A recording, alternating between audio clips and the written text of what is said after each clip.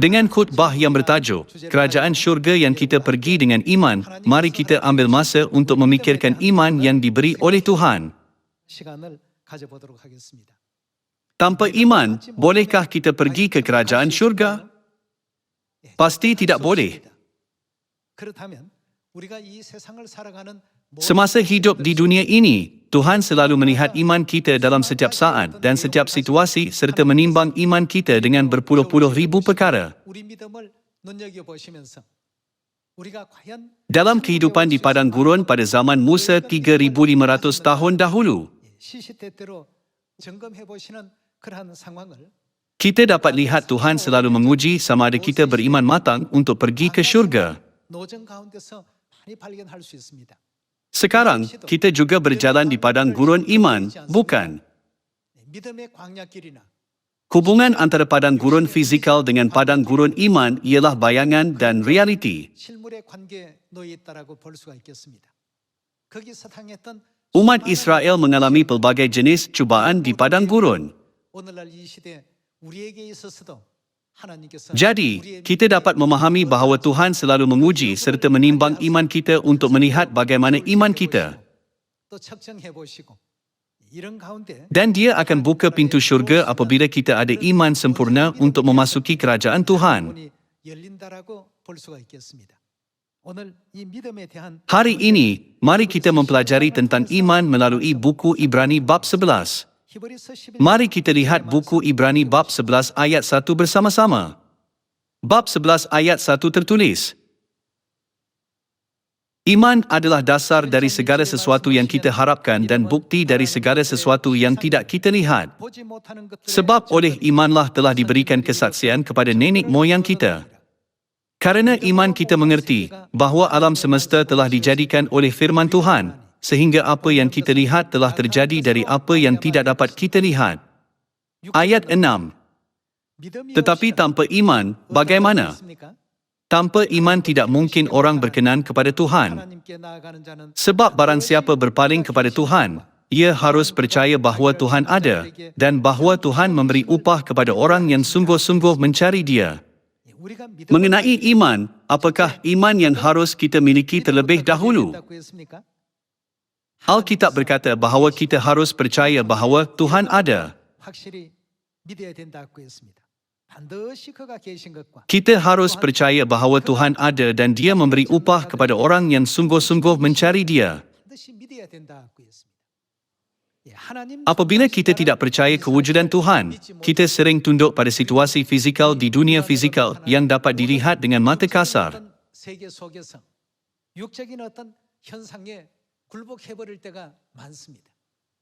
Walaupun Tuhan berjanji dengan berkata, Aku akan menyertai kamu sampai akhir zaman.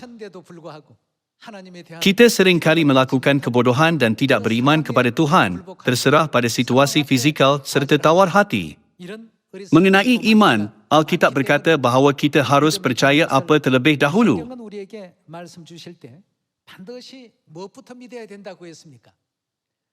Kita harus percaya bahawa Tuhan ada dan Dia selalu bersama dengan kita.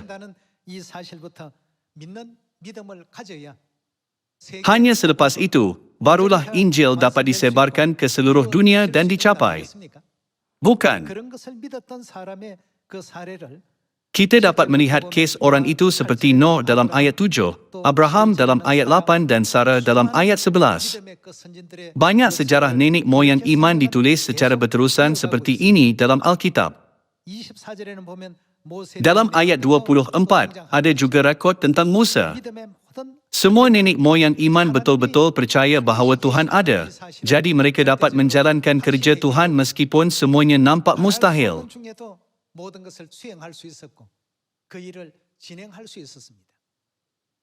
Kali ini apabila saya melawat Amerika Selatan, situasi di sana tidak stabil.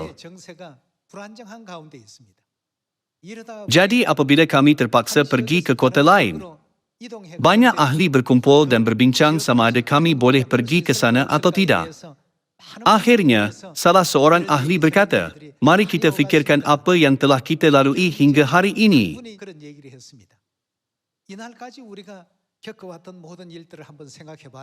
Setiap kali apabila kita berkata, susah, tidak dapat. Sudahkah anda lupa betapa banyaknya Tuhan telah membantu gereja kita?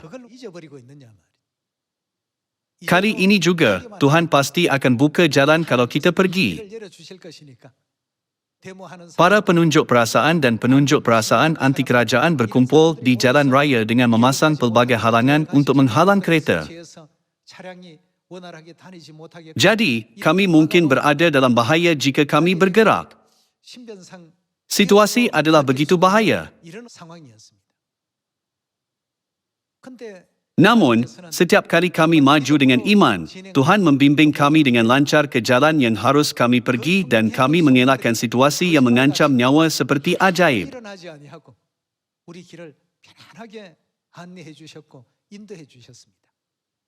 Tidak kira ada situasi seperti itu atau tidak, Tuhan biar kami menamatkan semua jadual kami seperti ibadah dan perhimpunan bersatu serta kembali dengan selamat.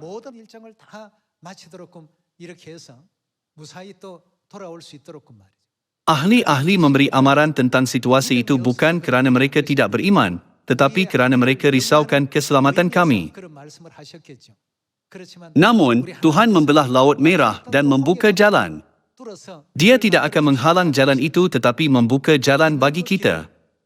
Selepas pasukan lawat kami kembali, jalan itu dihalang. Melihat hal itu, ahli-ahli semakin terharu dan menerima kesedaran.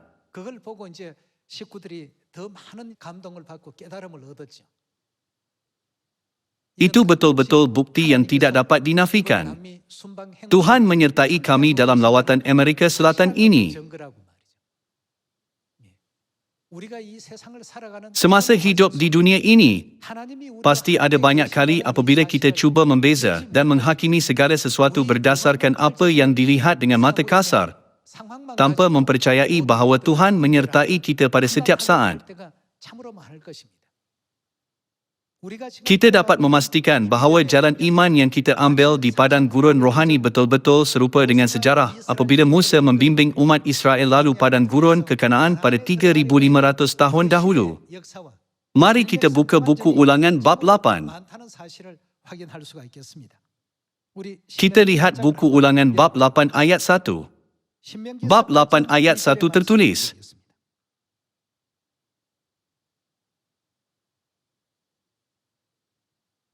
segenap perintah yang kusampaikan kepadamu pada hari ini, haruslah kamu lakukan dengan setia, supaya kamu hidup dan bertambah banyak dan kamu memasuki serta menduduki negeri yang dijanjikan Tuhan dengan sumpah kepada nenek moyangmu. Ingatlah kepada seluruh perjalanan yang kau lakukan atas kehendak Tuhan, Tuhanmu, di padang gurun selama 40 tahun ini dengan maksud merendahkan hatimu dan mencobai engkau untuk mengetahui apa yang ada dalam hatimu, yakni, apakah engkau berpegang pada perintahnya atau tidak.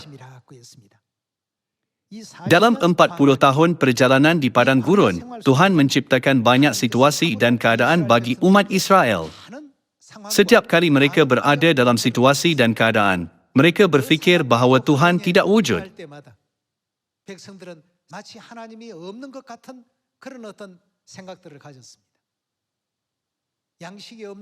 Mereka menghadapi padang gurun yang tandus dan sunyi yang tiada restoran atau makanan.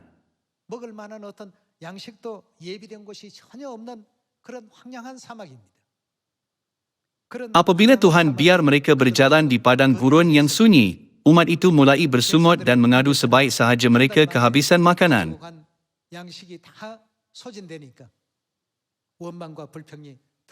Mereka berkata, apakah yang boleh kita makan sekarang? Orang yang berkata sebegitu sama sekali tidak fikir bahawa Tuhan wujud. Kita tidak akan jumpa iman daripada orang yang sebegitu. Kalian semua, orang yang beriman tidak lupa bahawa Tuhan wujud tidak kira betapa buruknya keadaan. Mereka boleh dipanggil sebagai orang yang beriman. Sekarang, kerajaan syurga yang abadi sudah di depan mata kita. Kita tidak boleh mengulangi kesilapan yang berlaku pada 3,500 tahun dahulu. Apakah yang berlaku kepada mereka di padang gurun? Semuanya terbunuh. Mereka tidak dapat pergi ke destinasi iaitu tanah Kanaan tetapi dibinasakan. Kita dapat lihat babak yang menyedihkan ini dalam Alkitab. Secara fizikal, jaraknya hanya adalah 10 hari. Namun, jarak iman rohani mereka menjadi jarak yang hanya boleh dicapai 40 tahun kemudian. Hal ini disebabkan apa? Disebabkan iman. Hal ini berlaku kerana umat Israel tiada iman yang cukup untuk memasuki tanah Kanaan. Sebelum saya tunjukkan ini satu persatu melalui Alkitab, kesimpulannya adalah mereka perlu 40 tahun bagi jarak pendek yang dapat dicapai dalam 10 hari disebabkan kurang iman. Sayang sekali. Dan walaupun mereka sudah tiba 40 tahun kemudian, mereka tidak aman. Kebanyakan generasi pertama yang keluar dari Mesir sudah mati. Hanya Yosua dan Kaleb dibenarkan masuk ke tanah Kanaan. Di sebalik ini, iman bekerja. Tanpa iman, kita tidak boleh memasuki kerajaan Tuhan. Apakah maksud iman dalam buku Ibrani bab 11? Mempunyai iman adalah percaya bahawa Tuhan ada. Itulah prinsip iman yang paling asas. Percaya bahawa Tuhan ada. Mereka tidak percaya. Jadi mereka bersungut dan mengadu di padang gurun kerana tiada makanan dan air. Kadang-kadang Tuhan merendahkan hatimu dan biar engkau dalam banyak keadaan yang susah. Tuhan biar mereka dalam pelbagai jenis keadaan dan melihat iman mereka dalam keadaan itu. Hari ini juga, ada banyak perkara seperti itu dalam kehidupan harian kita. Kadang-kadang, Tuhan menciptakan keadaan apabila kita merisaukan kehidupan. Pada masa itu, Tuhan mengawasi iman kita. Adakah dia orang yang percaya bahawa Tuhan ada atau tidak? Mari kita sambung dengan buku Ulangan. Mari kita lihat ayat 3. Jadi ia merendahkan hatimu, bagaimana? Membiarkan engkau lapar dan memberi engkau makan mana, yang tidak kau kenal dan yang juga tidak dikenal oleh nenek moyangmu, untuk membuat engkau mengerti bahawa manusia hidup bukan dari roti saja, tetapi manusia hidup dari segala yang diucapkan Tuhan. Pakaianmu tidaklah menjadi buruk di tubuhmu dan kakimu tidaklah menjadi bengkak selama 40 tahun ini. Maka haruslah engkau insaf bahawa Tuhan, Tuhanmu, mengajari engkau seperti seseorang mengajari anaknya. Oleh sebab itu haruslah engkau berpegang pada perintah Tuhan, Tuhanmu, dengan hidup menurut jalan yang ditunjukkannya dan dengan takut akan Dia. Sebab Tuhan, Tuhanmu, membawa engkau masuk ke dalam negeri yang baik, suatu negeri dengan sungai, mata air dan danau, yang keluar dari lembah-lembah dan gunung-gunung. Suatu negeri dengan gandum dan jelainya, dengan pohon anggur, pohon ara dan pohon delimanya. Suatu negeri dengan pohon zaitun dan madunya. Suatu negeri di mana engkau akan makan roti dengan tidak usah berhemat, di mana engkau tidak akan kekurangan apapun. Suatu negeri yang batunya mengandung besi dan dari gunungnya akan kau gali tembaga. Dan engkau akan makan dan akan kenyang, maka engkau akan memuji Tuhan, Tuhanmu, kerana negeri yang baik yang diberikannya kepadamu itu. Semasa mereka berjalan di padang gurun, Tuhan merendahkan hati mereka, biar mereka lapar dan memberi mereka makan mana sampai kenyang. Dia menciptakan banyak jenis keadaan dan situasi. Apakah sebabnya? Menurut ayat 2, dengan maksud merendahkan hatimu dan apa? Mencobai engkau. Tuhan mencubai apa? Untuk mengetahui apa yang ada dalam hatimu. Maksudnya dia ingin tahu jenis iman mereka, sama ada mereka mematuhi perintahnya atau tidak. Dalam sesetengah kes, mereka mematuhi firman Tuhan.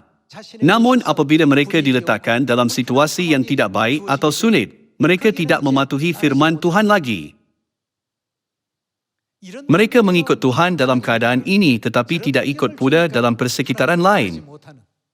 Kalian semua, itu bukan iman. Tuhan ajar melalui buku Ibrani bahawa orang yang percaya Tuhan pasti ada ialah orang yang beriman benar. 제대로 된 믿음을 가진 사람이라고 이렇게 히브리서를 통해서 알려주고 계십니다. Jadi jika kita melihat sejarah umat Israel dengan baik-baik, kita tahu bahawa mereka tidak dapat memasuki Kanaan kerana masalah iman. 못 들어간 것입니다. Apabila kita memikirkan ini satu persatu, mereka tidak dibenarkan masuk ke tanah Kanaan kerana mereka merungut, mengadu dan kecewa. Itu adalah benar. 가나안 땅에 못 들어갔다. 다 맞는 얘기입니다. Secara kesimpulan, itu adalah kerana mereka kurang iman. 믿음이 부족했기 때문에. Mengapakah umat Israel menunjukkan semua sifat itu? 어디에서부터 비롯된 것입니까? Bukankah hal itu kerana mereka tiada iman? 행위들 아니었겠습니까? Kini, kita hidup pada zaman apabila Kanaan rohani iaitu kerajaan syurga sudah dekat. 이런 시대에 우리가 살고 있습니다. 하나님께서 Semua ramalan Tuhan sedang digenapi dalam hidup kita. 우리 생활 속에 지금 다 나타나고 있습니다. 민족이 Bangsa akan bangkit melawan bangsa dan kerajaan melawan kerajaan. 온갖 또 전염병들이 만연할 것이고 Semua jenis wabak akan tersebar. 지진들이 발생하게 Akan ada gempa bumi yang besar dan kelaparan di banyak tempat. 문제가 될 것이다. 복음을 전 세계로 Memandangkan Korea ialah buayan Injil yang harus memberitakan Injil ke seluruh dunia, saya berasa Tuhan melindungi Korea dalam banyak cara. 있습니다. 그러나 조금 넘어가서 다른 나라들 Namun, apabila kita melihat negara-negara yang lain, dunia sudah menjadi persekitaran global apabila inflasi naik secara drastik disebabkan perang Rusia dengan Ukraine. 국제적인 환경이 되어버리고 말았습니다. 과거에는 Barang yang dulu kita dapat beli dengan RM1 sekarang tidak dapat dibeli walaupun dengan RM2. 200원을 가져도 사지 못하는 이런 어떤 그 환경으로 바뀌고 있습니다. 저와 여러분들은 Sekarang, kita harus mengekalkan iman kita pada Tuhan dalam apa jua situasi. 광야든지 아니면 Tidak kira mana Tuhan letakkan kita, sama ada di padang gurun atau di padang rumput hijau. 항상 하나님이 계신다는 사실을 Bukankah kita harus percaya bahawa Tuhan ada dan berjalan dengannya di jalan yang penuh sukacita ke syurga? 되지 않겠습니까? 예. 그래서 Jadi, tidak kira diletakkan dalam apa jua keadaan, hanya orang yang mempunyai iman yang tidak bergoyah dan yang dibina di atas batu boleh memasuki kerajaan syurga Kanaan. 이런 사람들이 Bukan. 가는 것이 바로 Tuhan menguji iman kita. 아니겠습니까? 예, 전부 Tuhan merendahkan hatimu dan mencobai engkau. 또 너를 Dia biar engkau lapar dan memberi engkau makan mana yang tidak dikenal oleh nenek moyangmu. 하던 만나도 먹이시고 Pakaianmu tidaklah menjadi buruk di tubuhmu dan kakimu tidaklah menjadi bengkak selama 40 tahun ini. 하셨다고 했습니다. 40년 동안 Tuhan menciptakan semua situasi itu supaya mereka dapat hidup tanpa perlu menukar kasut atau pakaian selama 40 tahun. Apabila mereka baru-baru keluar dan memasuki padang gurun, jarak ke Kanaan hanya ambil 10 hari. 처음 나올 때 Jadi, mereka menyediakan makanan kira-kira untuk sebulan. 뭘 많이 준비했겠습니까? 식량도 그래서 한 달치 정도 준비했습니다. 열흘이면 Itulah jarak yang ambil 10 hari. 조금 더 걸린다 생각하고 여유 Namun mereka sediakan makanan untuk sebulan, memikirkan mungkin ia ambil masa yang sedikit lama. 가나안에 당도를 못했습니다. Walaupun sudah kehabisan makanan, mereka tidak dapat tiba Kanaan. 그래서는 인도해 주셨거든. 여러분 우리가 Namun, Tuhan menyediakan semuanya agar mereka tidak kurang apa-apa. 다시 한번 Kalian semua, sama seperti perjalanan mereka di padang gurun pada 3,500 tahun dahulu, mungkin ada banyak ahli sekarang risau kehidupan semasa berjalan di padang gurun iman. Itu bukan hanya kerisauan hidup. 믿음에 있어 Bahkan dalam kehidupan iman kita pun, ada banyak situasi yang menyebabkan iman kita goyah. Saya minta semua ahli keluarga Sion agar jangan melupakan Tuhan dan tidak kehilangan kerajaan syurga walaupun dalam keadaan seperti itu. 우리 시온의 모든 가족들이 꼭 되어 주시기를 거듭 부탁드립니다. Apakah yang bapa dan ibu suruh kita sediakan melalui buku Matius bab 25? 준비하라고 했습니까?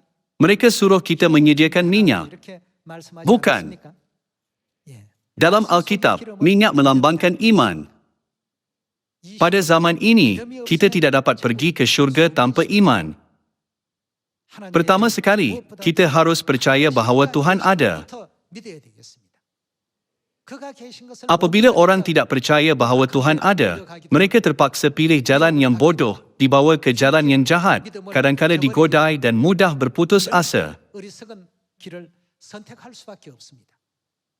하나님의 마지막 Apabila mereka berdiri di depan takhta penghakiman Tuhan pada hari terakhir, semuanya akan putus asa. 못 믿었던 거 말이죠. 성경은 다 Kenapa aku tidak percaya fakta ini? 하나님의 참된 말씀임에도 불구하고 Walaupun Alkitab yang merupakan satu-satunya rekod kebenaran ialah firman benar Tuhan, kenapa aku tidak percaya kewujudan Tuhan, kerajaan syurga yang kekal dan neraka? 못 믿었던 거 말이죠. Kenapa aku membuat keputusan yang begitu bodoh? Mereka akan menyesal akhirnya. 연속하게 될 것입니다. Kita perlu beriman. 우리가 Janganlah simpan pelita kita dengan hanya jadi orang Kristian. Kita harus mengisinya dengan iman agar pelita itu memainkan peranannya dengan betul. 제대로 할 수 있습니다. Jika kita ingin menunjukkan sendiri sebagai orang Kristian, umat Tuhan dan Elohis, apa yang paling diperlukan ialah iman. 우리에게 무엇보다도 가장 필요한 것이 믿음이라고 여겨집니다. Mari kita lihat buku Matius bab 25 ayat 1. Bab 25 ayat 1. 25장 1절. Pada waktu itu hal kerajaan sorga seumpama 10 gadis yang mengambil pelitanya dan pergi menyongsong mempelai laki-laki. 그 중에 5 5 di antaranya bodoh dan 5 bijaksana. Gadis-gadis yang bodoh itu membawa pelitanya, tetapi tidak membawa apa? Membawa minyak. 하나님 믿는 사람들이 Walaupun ada gelaran sebagai orang yang percaya kepada Tuhan, dalam gelaran itu tidak diisi dengan iman. 그래서 Jadi, mereka diibaratkan sebagai orang yang ada pelita tetapi tiada minyak. 그 등에 Adakah pelita itu berguna? 아무런 Pelita itu tidak berguna dan menjadi sia-sia. 것이 되고 마는 것입니다. Gadis-gadis yang bodoh itu membawa pelitanya, tetapi tidak membawa minyak. Ayat 4. Sedangkan gadis-gadis yang bijaksana itu membawa apa? Membawa pelitanya dan juga minyak dalam buri-buri mereka. Tetapi kerana mempelai itu lama tidak datang-datang juga, mengantuklah mereka semua lalu tertidur. Waktu tengah malam terdengarlah suara orang berseru, "Mempelai datang." 자녀들이 다 일어나 Songsonglah dia. Gadis-gadis itu pun bangun semuanya lalu membereskan pelita mereka. Gadis-gadis yang bodoh berkata kepada gadis-gadis yang bijaksana, "Berikanlah kami sedikit dari minyakmu itu, sebab pelita kami hampir padam." Tetapi jawab gadis-gadis yang bijaksana itu, "Tidak, nanti tidak cukup untuk kami dan untuk kamu. Lebih baik kamu pergi kepada penjual minyak dan beli di situ." Akan tetapi, waktu mereka sedang pergi untuk membelinya, datanglah mempelai itu dan mereka yang telah siap sedia masuk bersama-sama dengan dia ke ruang perjamuan kahwin, lalu pintu ditutup. Kemudian datang juga gadis-gadis yang lain itu dan berkata, "Tuan, Tuan, bukakanlah kami pintu." Tetapi ia menjawab, "Aku berkata kepadamu, sesungguhnya aku tidak mengenal kamu." 이 땅에 육체를 입고 오셔서 친히 Tuhan sendiri memberi perumpamaan ini dalam buku Matius bab 25 apabila dia datang ke bumi dalam badan.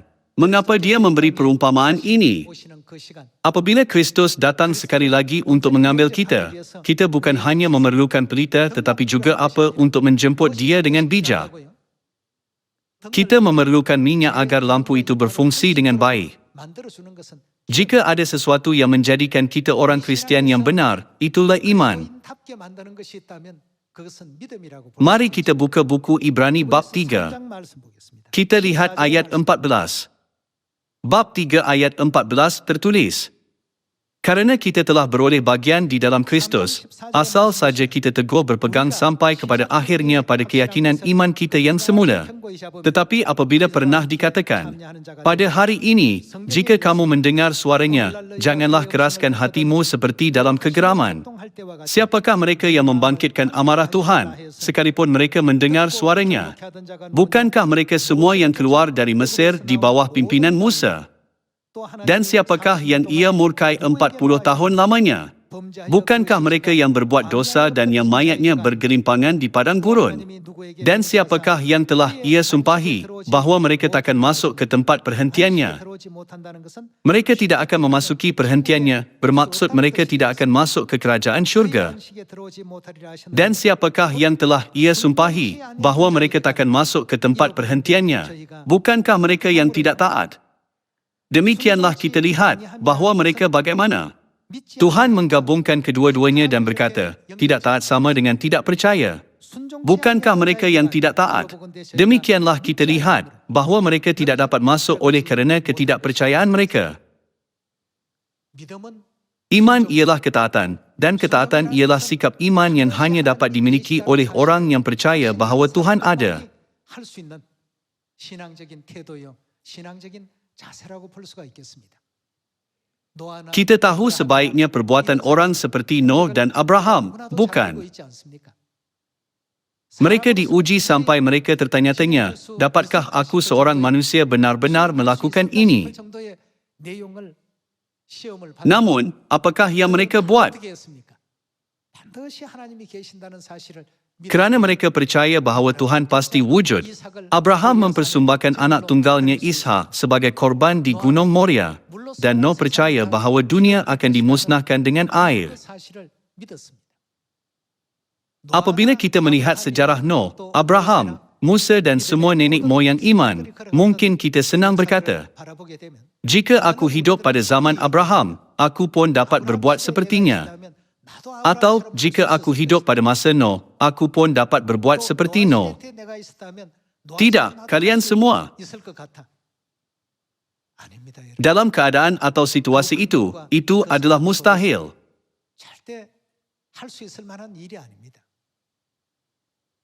Fikirkanlah Petrus, iaitu murid utama Yesus. Biasanya dalam keadaan yang aman dengan Yesus, dia berkata, bahkan mati pun, aku akan ikut Tuhan. Jika Tuhan pergi ke penjara, aku pun pergi. Jika aku perlu mati, aku akan mati untukmu. Petrus ada iman yang seperti itu. Namun, keadaan dan situasi di sekelilingnya berubah. Apabila Yesus berada di Getsemani selepas perjamuan Paskah, hamba-hamba imam besar datang dan menangkap Yesus. Dia diadili di rumah imam besar.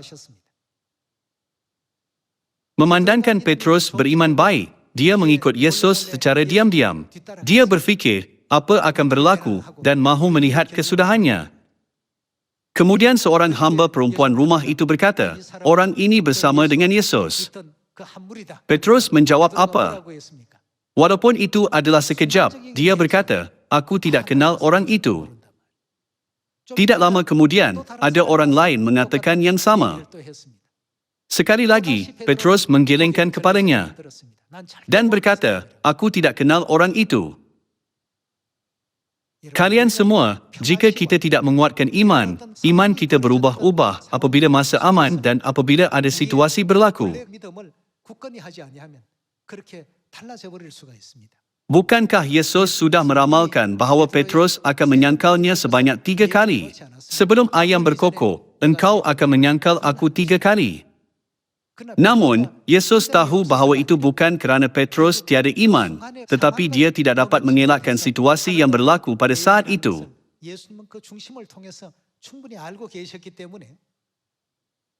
Jadi, Yesus memberi Petrus peluang untuk bertaubat sebanyak 3 kali. Dia tanya Petrus 3 kali, adakah kamu mengasihi aku?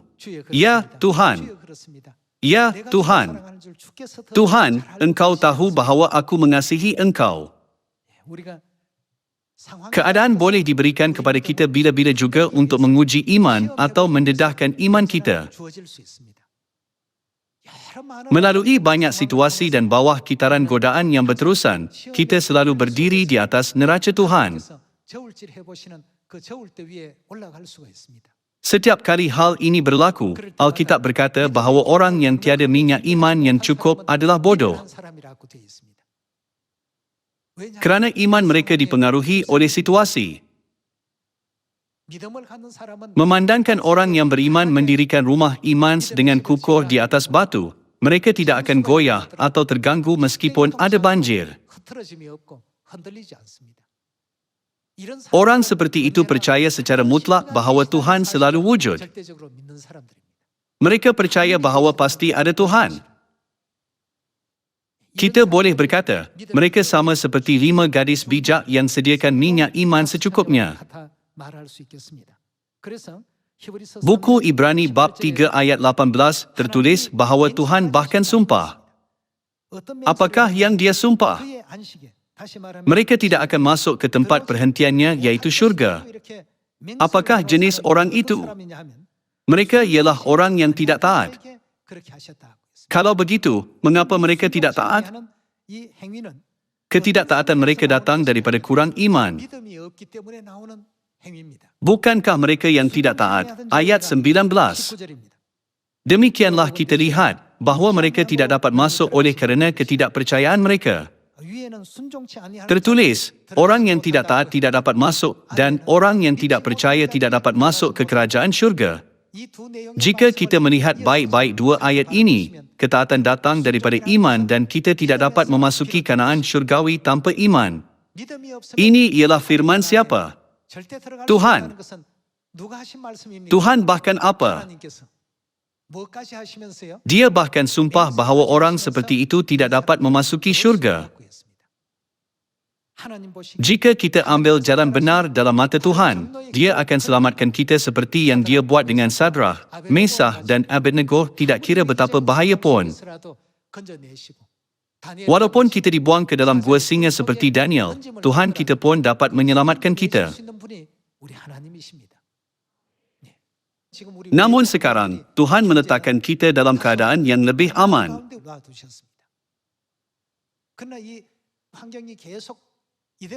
Jika keadaan ini berterusan, kita mungkin dapat memegang iman sampai akhir. Namun, jika kita diletakkan dalam situasi yang berbeza atau menghadapi situasi yang lebih susah, iman kita akan dinyatakan di depan Tuhan. Atas sebab itu, Tuhan menunjukkan kita terlebih dahulu teladan Abraham, teladan Noah dan teladan Yosua. Tidak terlalu untuk berkata bahawa semua 66 buah buku Alkitab ialah panduan untuk menunjukkan iman benar. Kalian semua, Tuhan memang wujud. Dengan harap iman kita semakin bertambah mulai daripada percaya kewujudan Tuhan dan kita akan menikmati kemuliaan serta rahmat untuk kembali ke kerajaan syurga bersama-sama. Saya tamatkan khutbah hari ini. Sekian, terima kasih. 마치도록 하겠습니다. 감사합니다.